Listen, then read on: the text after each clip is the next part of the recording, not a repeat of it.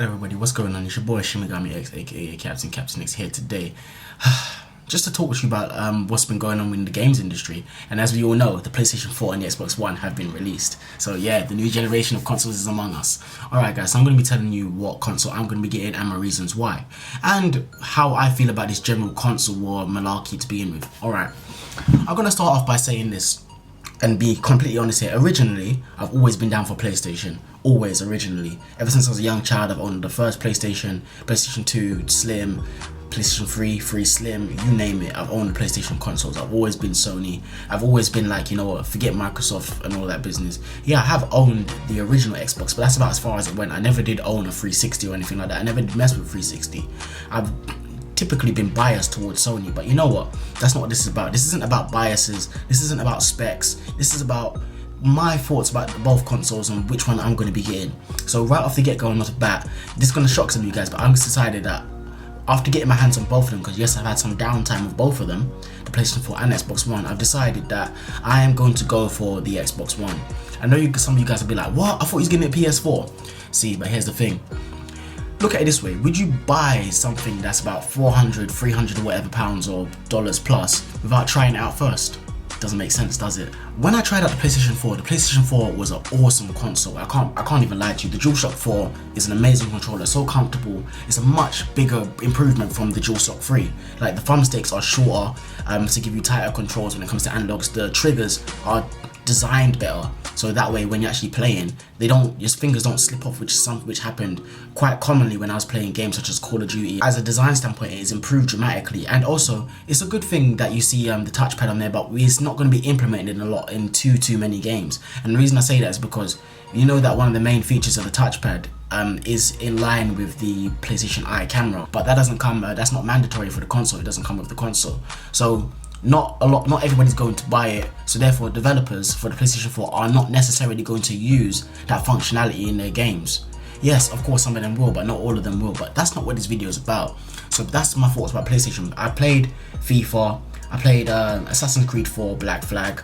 Yeah, the games were awesome. I can't even lie, the graphics are a much bigger improvement from the previous generation, but that's to be expected. If you're paying in excess of £300 or dollars, whatever, you do expect that graphics should improve significantly. Obviously, other than that, yeah, things were much smoother. I can't lie, the PS4 interface was beautiful. Like the transitions between, just talking online with friends and whatnot, and going in and out of games was smooth and seamless, and I can't complain about it one bit whatsoever. Yeah, I could dive into the specs and whatnot, but that's all irrelevant, because now we're going to move on to the Xbox One. When I picked up the Xbox One controller, I'm not going to lie to you, this is opinion based, so this may be totally different when it comes to you, but this is just my opinion. But in my opinion, the Xbox One controller felt better for me, because I don't know about you guys, like I may be a small person, but I have generally like quite large hands for a small person, so the Xbox One fit better in my hands. Also, the design of the analog sticks had that kind of textured rim around the edge just felt better for my thumbs to sit inside the center and just feel like they're not going to slip off. No, granted, my thumbs didn't feel like they're going to slip off for the PlayStation 4, but for the Xbox One, it felt beautiful, and the triggers felt right. The way my index fingers and like middle fingers curved around the trigger buttons and the shoulder buttons was beautiful. The design of the Xbox One controller is beautiful on its own, and personally, I think it's a better controller for me. I'm not saying it's a better controller in general, I'm just saying for me, it's a better controller. Okay, one thing that I am disappointed with about the Xbox One controller is that we're in 2013 and the thing still requires AA batteries. Okay, fair enough, you can get a charge kit for it, but that's extra money that you're having to fork out, whereas Sony gives you that automatically with the console, which kind of does annoy me with Microsoft, that they shouldn't be giving you AA batteries in the year 2013. Okay, granted that the idea of having AA batteries is good, because when they burn out, you can just replace them. It doesn't mean you have to buy a brand new charge kit for it. But as you know, what would happen with the PlayStation 4 controller, because when you look at it, for your controller with the PlayStation 3, if the battery burnt out, PlayStation 3 controller, we're talking about DualShock 3 now, if the battery burnt out, you would literally have to go and get a new controller, because to remove the battery or power supply from it was extremely difficult. But with the PS4, I can't remember off the top of my head, but if I remember rightly, there was a bit where you could take out the battery and whatnot and change it. But this isn't something that's as easily accessible as the Xbox One controller. So that's the positive and negative kind of balance right there. So in general, my general consensus is that the Xbox One controller is better, but I do like the touchpad on the PlayStation 4 controller. I thought that was intuitive and good. And there's one complaint I will say about the PlayStation 4 controller is that light bar. The light bar at the bottom of the controller is somewhat distracting, because when you're like, sitting in front of your screen, chilling, jamming, playing the games, you see the reflection of the light bar just ever so faintly in the screen. But it depends on what your brightness settings are and whatnot. So when you're actually in gameplay, you don't see it that much because the vibrant colors of the screen kind of take over that. But when you're in like a darkly lit environment, like let's say you're passing through a tunnel or something, it's a bit distracting to see like this blue or red or whatever color light is at the time flashing. Well, not flashing, but just in your screen. It's a bit annoying. So that's my general thoughts about that. So in my opinion, the Xbox One controller is a better controller. That's that. Okay, we all know it. I'm in no doubt here that the PlayStation 4 has basically better specs than the Xbox One. And I know some of you thinking like, so why am I paying basically $100 or a pound's price difference for a console that has less specs? Okay, here's my thing. When you buy a console, you primarily buy a console to play games. And yes, I do 100% agree with you guys that you should if you're paying top dollar for a console, you should get the best specs. Naturally, yes, I completely agree with you. And anybody who says that, Sony fanboys and Microsoft fanboys, whoever you are, I completely agree with you about that. But here's the thing. I look at it this way as well. When you're paying for in excess of $300 or pounds for a system, for a gaming system, it should do more than just gaming, because that is a significant amount of money to just do gaming. Yes, we know that the PlayStation 4 does other things besides gaming, like it does the share option stuff, which I didn't actually use because I was just testing the system out. I didn't actually go deep into it like that. But I know that feature is there, and that's actually pretty cool. So, but the only downside is you've got something called I think it's called a HDCP, where basically you're restricted in using material from games to upload to things like YouTube and stuff, and that's something that would hinder me a lot, because I run a YouTube channel here, guys, and me owning a next gen console, I want to give you guys next gen let's plays. So with the PS4 having that restriction, that's not good for me. But that's neither here nor there, whatever, because I know I'm pretty sure I'm not a stupid guy. I can find other ways around it because it's what I do. Anyways, but whereas the Xbox One now, those restrictions aren't there so much. It's easier to be able to upload footage that I take directly from the Xbox One to YouTube. Like heck, you see IGN and GameSpot do it all the time. But anyways, my point was, yes, the PlayStation 4 is primarily a gaming console. If you're the person that all you care about is games and you just want the best resolution, all you want is games, then I'm not gonna lie to you, the PlayStation 4 is the one for you.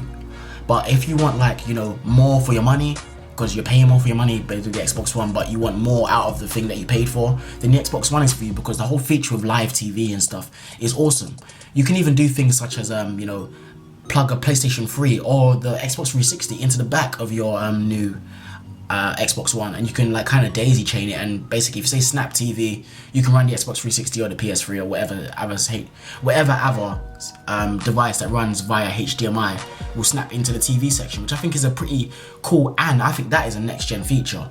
So that's just my personal opinion, that's my personal take on that. I like that a lot, and I personally say to myself that, okay, if I'm going to be paying top dollar for something, I want more for my money.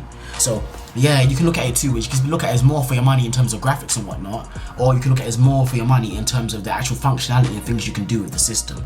Okay, granted, if you have the PlayStation Eye and whatnot, you can use voice commands on the PlayStation 4, but then here's the thing, that reduces the price difference, because I believe the PlayStation Eye camera is at $60 or $70 or something, so that already is reducing the price difference. So you're starting to see the value of the Xbox One compared to PlayStation 4. So okay, anyways, my point about it is this: gaming is not all about graphics, guys. Gaming is primarily based on gameplay and how intuitive you know, the gameplay has been made. And that's why I think the Wii U itself is a great system. Yeah, people complain that it doesn't have many games or whatnot, but you know, that's another topic entirely. Today we're talking about PlayStation 4 and the Xbox One. So in my general opinion, I believe that the Xbox One is the system for me, simply because the exclusive titles that are coming out for the Xbox One appeal to me more. Rise, Son of Rome, had a grip of that. That game is awesome and fantastic. Killer Instinct I didn't get a chance to play, but that game looks awesome. Titanfall I really want to get a hold of. So basically, the bottom line is the exclusives for the Xbox One appeal to me as a gamer more. Just from, this is my personal preference. You might like other games on the PlayStation 4 or whatnot. That's just down to you. And you shouldn't be hindered or ridiculed because of that. People shouldn't be calling you an Xbox, you know, Xbox or a Sony drone or Xbox fanboy just because, you know, your preference of console, your preference of plastic and metal. I think it's ridiculous, and the console war in general is stupid. Like, you buy consoles to play games and to play with your friends and, you know, enjoy and have a good time. And whatever system you feel that it's going to give you a better gaming experience is the one that you should get. In my opinion, personally, I feel the Xbox One is going to give me the better gaming experience because, like I've already said, gaming is not all about graphics. Gaming is about gameplay, and with the Kinect being mandatory for every single Xbox One console, what that does, it pushes developers to actually consider the Kinect when they're designing their games for the Xbox One. So that being said, therefore it's showing intuitiveness when it comes to games design. And we all know that I do game design at uni, so these are things that I'm going to be considering as a future game designer myself. So that being said, I personally think the Xbox One is going to end up being more intuitive, but do not get me wrong, I have to reiterate this. The PlayStation 4 is a great system and there are great intuitive things that they can do with it, such as implementing the trackpad on the controller was a great feature.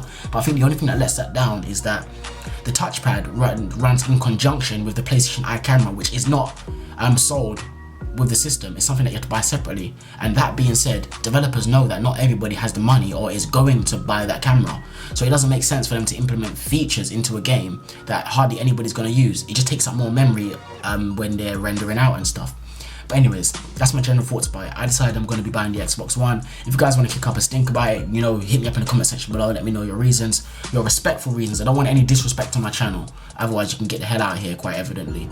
But anyways guys, as you all know, I've always been a Sony guy, but now this generation I'm going to be jumping on Xbox. When I eventually get my Xbox, you guys hit me up with your Xbox lives. You know, I'll add you, you add me, you guys can follow me, we can game up, we can go to town. You already know what it is. Anyways, it's your boy Shimigami X, aka Captain X. I hope you've enjoyed my video. I hope you understand my standpoint and where I'm coming from. But anyways, I'm signing out, and as always my people, take care.